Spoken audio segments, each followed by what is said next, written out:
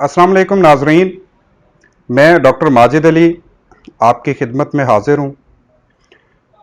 किसान news channel के तवस्सुत से मैं आपका शुक्रिया अदा करता हूँ कि आपने पिछली वीडियो को बहुत अच्छी पजीराई दी। आज हम लंपी स्किन डिजीज़ के बारे में सीखेंगे कि लंपी स्किन डिजीज़ क्या होती है। जिस तरह के हमने पिछली वीडियो में एक डिजीज़ के मुतालिक सीखा, इसी तरह आज हम लंपी स्किन डिजीज के मुतालिक सीखेंगे कि बेसिकली लंपी स्किन डिजीज होती क्या है। असल में lumpy skin disease south Africa वाली साइड से वहां पे ये ओरिजिनेट हुई थी।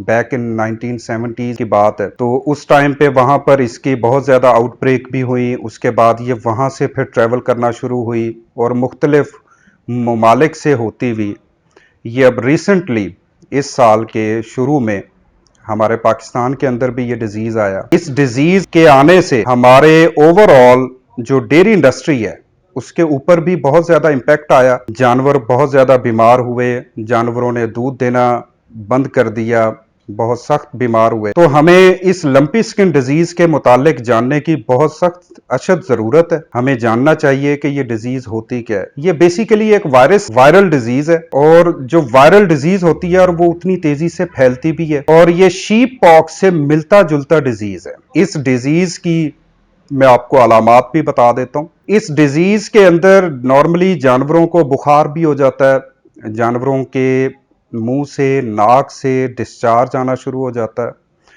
और छोटे छोटे नोड्यूल्स बनना शुरू हो जाते हैं। नोड्यूल्स आप उनको कह सकते हैं कि जिस्म के ऊपर, गर्दन से ये शुरू होते हैं और पूरे जिस्म के ऊपर फैल जाते हैं। जानवरों की स्किन के ऊपर नोड्यूल्स बन जाते हैं और ये न सिर्फ नोड्यूल्स इस हद तक बनते हैं कि जानवर के मुंह से लेकर और पिछले हिस्से तक चले जाते हैं।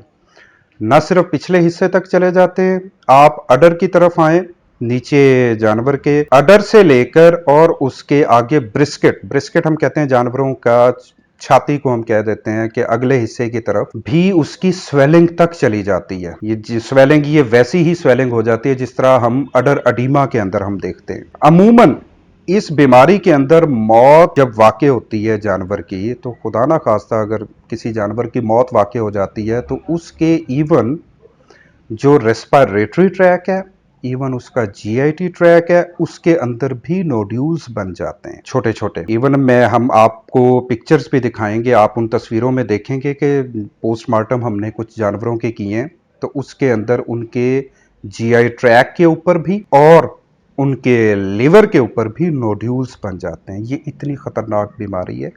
इस बीमारी में अमूमन ये नहीं होता कि कोई बहुत ज़्यादा मिकदार में जानवरों की अमवात वाक़ होती हैं। हाँ, अमवात वाक़ हुई हैं जहाँ पे कि बिल्कुल वैक्सीन नहीं हुई या जिन जानवरों को बिल्कुल ट्रीट ही नहीं किया गया।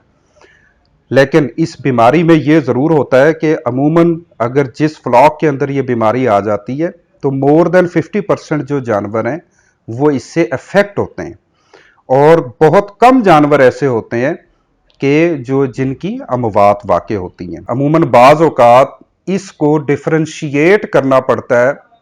एक हम टर्म यूज करते हैं सूडो लंपी स्किन डिजीज। तो सूडो लंपी स्किन डिजीज भी एक किस्म की एक डिजीज है। वो हम वेटनरी की जुबान के अंदर उसको बोवाइन हर्पिस वायरस के नाम से जानते हैं। तो उसका और इसका एक डिफरेंशियल डायग्नोसिस बनता है।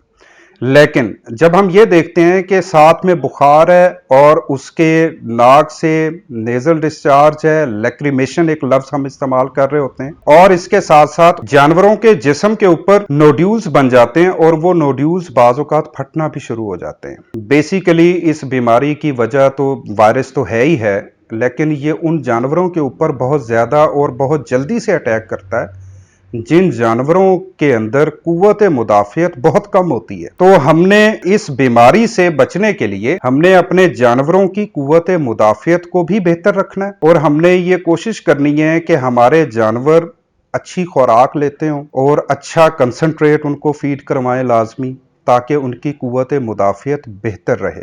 इसके अलावा ये डिजीज मैं आपको इसका फैलाव के मुतालिक भी बता देता हूँ। फैलाव इसका अमूमन जो हम देख रहे हैं या जो अब तक हो चुका हुआ है, अमूमन कहा जाता है कि जी ये सिर्फ गर्मियों में यानी समर सीजन के अंदर इसका फैलाव आता है। लेकिन ये कुछ ज़रूरी नहीं है कि ये सिर्फ समर के अंदर ही इसका फैलाव आए, ये सर्दियों के अंदर भी इसका फैलाव आ सकता है।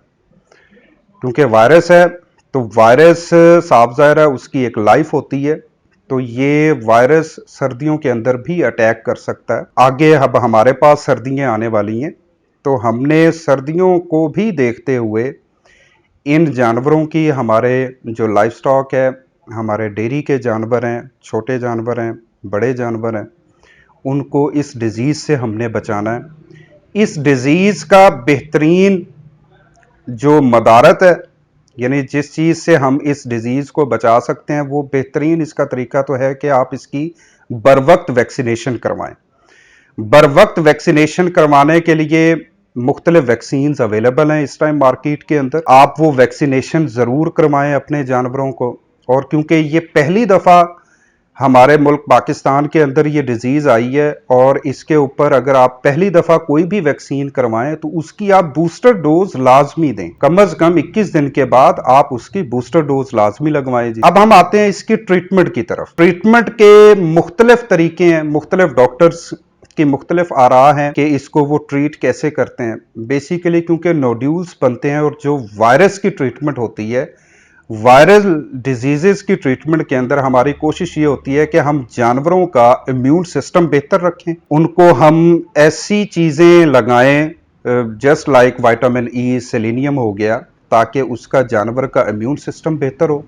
और अगर खुदा ना खास्ता नोड्यूल्स या बुखार की कैफियत हो तो आप बुखार कम करने वाले टीकों का इस्तेमाल कर सकते हैं, एनसिड्स आप इस्तेमाल कर सकते हैं। इसके अलावा आप अगर, क्योंकि जानवरों के अंदर ये नोड्यूल्स बन जाते हैं, तो नोड्यूल्स के अंदर आप आइवरमेक्टिन सॉल्ट का भी आप इस्तेमाल कर सकते हैं। कि आइवरमेक्टिन सॉल्ट क्या करेगा कि वो उसके अंदर, जिस्म के अंदर एक्टो और एंडो पैरासाइट्स ना खुदा ना खास्ता पैदा हो जाएं, यानी वही पैरासाइट्स, या क्योंकि जब वो नोड्यूल्स बनते हैं तो नोड्यूल्स फटते हैं तो उसके अंदर वो जख्म हो जाता है, तो वो जख्म की वजह से सेकेंडरी इन्फेक्शन शुरू हो जाती है। तो सेकेंडरी इन्फेक्शन से बचने के लिए हमें, साफ ज़ाहिर है उसके साथ हमें कुछ एंटीबायोटिक्स का भी इस्तेमाल करना पड़ेगा।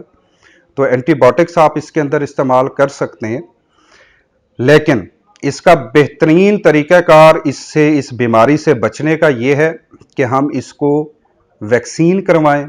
मैं पर्सनली रिकमेंड करूंगा कि आप इसकी साल में कम अज़ कम 2 दफ़ा वैक्सीन ज़रूर करवाएं, ताकि हम इस बीमारी से बच सकें। इंशाल्लाह अगली वीडियो के अंदर हम साड़ू के मुतालिक आपको बहुत अहम मालूमात मुहैया करेंगे। तो तब तक के लिए मुझे इजाज़त दीजिए। अल्लाह हाफ़िज़।